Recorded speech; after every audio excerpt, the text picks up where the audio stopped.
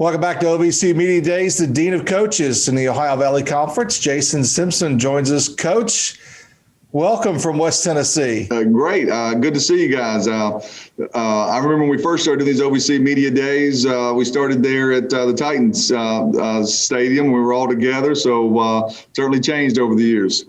We're all together, not a problem. It's just how you look at it in 2021 to make sure of that. So nothing has gone on in our world since we last talked. So I guess we could back up about 8 or 9 months, or maybe we ought to quit there.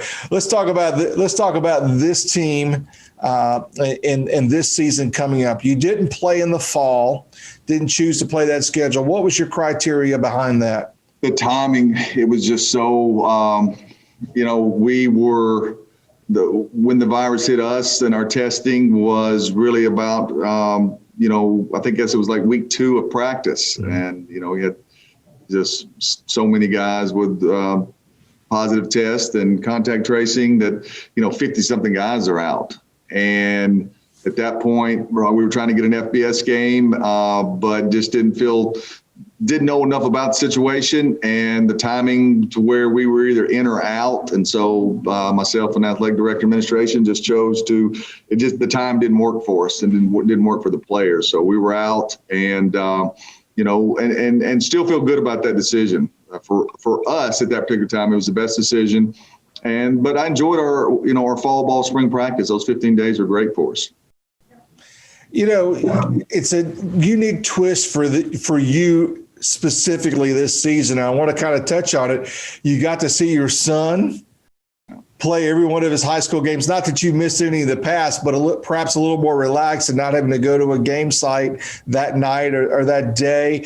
You got to watch JT Carver play and kick, the Chancellor's son. It kind of in an odd way was great to you, I guess. Help me with that. Right. No, it was. No. And you're right. I would have been there anyway. That was part of the, that's just kind of been what I'd done up in the past. But no, you're right. Didn't have to get in the car and drive to Eastern Illinois, wherever after the game and get on with our program. So, no, it was a little unusual. Watched a lot more games on television than I've ever watched, on Saturdays.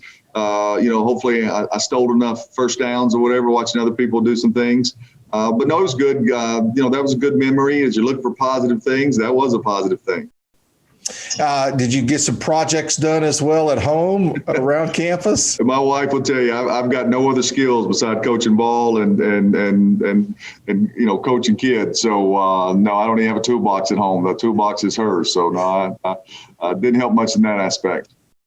I'm in the very same boat with you. Not a problem there as well. One of the things you did do was undergo some personnel changes on that staff. So could you kind of outline them for us? I can't remember. We've lost so many guys over the years. We counted it up the other day. In my 15 years, there's 32 of them now that have gone on to NFL or Power 5 jobs. So been some good coaches come through here. No, our defense coordinator from last year, Jordan Hankins, had left to go to Marshall. So we promoted Chris Belize on staff to defense coordinator. We added it on the offensive side. We'd added Jay McIntyre, Mike McIntyre's son, who actually was his grandfather was the head coach here, his dad coached here, former head coach at Colorado. He's now our receivers coach. So those are some of the names that some of the changes that we made. John Bacchus is joining you today on Media Days. Is he your quarterback? You've had several at that position over the past couple of seasons. Well, we're very pleased with John's year last year as a redshirt freshman. He really won the job and got us to 6-2 in the conference with an opportunity, to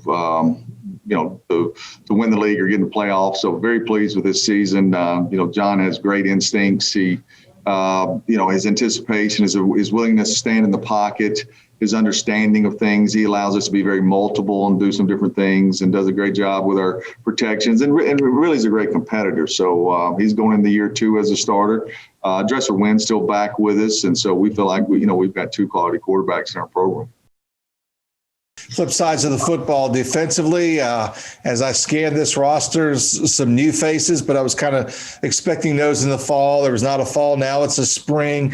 Does all of that carry over, and where are you defensively? Yeah, there is some new names. We were very solid on defense last year. So there's some new names, especially in the secondary. We've got some. They're not all young, but the safeties are back that played a lot for us with Quez Akins and Takeem Young and Wanye Moden. The corners will be some new names for us. That Jay Woods and Krishan. Some guys that grad transfer, junior college transfer. So we got some new faces on the back end. We got some experienced guys. We're very excited that that Pickett was able to get all-conference nose tackle, was able to get a fifth year of eligibility back. So having him back certainly helps that defensive line. He's a good player in our league. Be some new faces at the linebacker position as well. So defense is untested, but we feel good about it. We feel like we've got some good players, and they'll be better on into the season than they are early. Under the "it is what it is" headline, a 7-game conference-only schedule.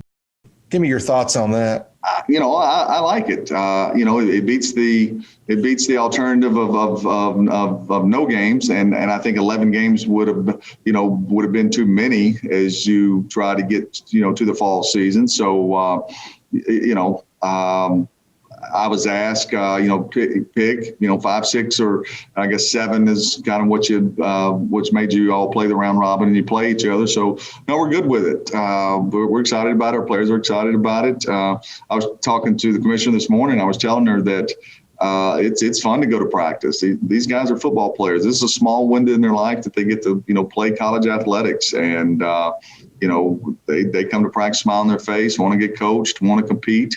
They got to see other teams around the country, play a fall schedule, and bowl games and national championship games. And so, they deserve this, and we come prepared and to give them that opportunity every day.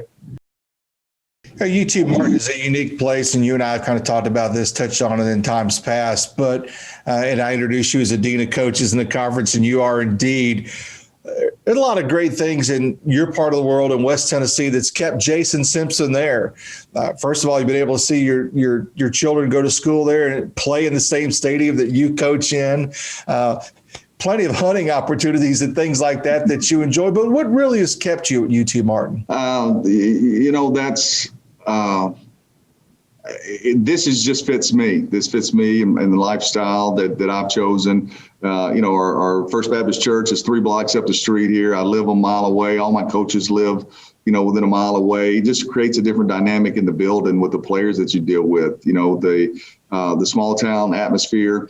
And what I really enjoy about it is the kids that we recruit, whether they come from Miami, Florida, St. Louis, Missouri, Nashville, Memphis, small town in between. They don't have to retire here in West Tennessee, but for the next 4 or 5 years, they can, live in a safe environment, get a University of Tennessee degree, compete for conference championships, and they live in an environment to where, as I tell their parents, hey, if I can't find them in 10 minutes, they're either hiding from me or they're not in town, and neither one of those things are good. And that helps us develop players. It helps us develop young men, and that's what I feel like that I've been blessed to do. I think that community is blessed to have you. Jason Simpson, thanks for joining us today.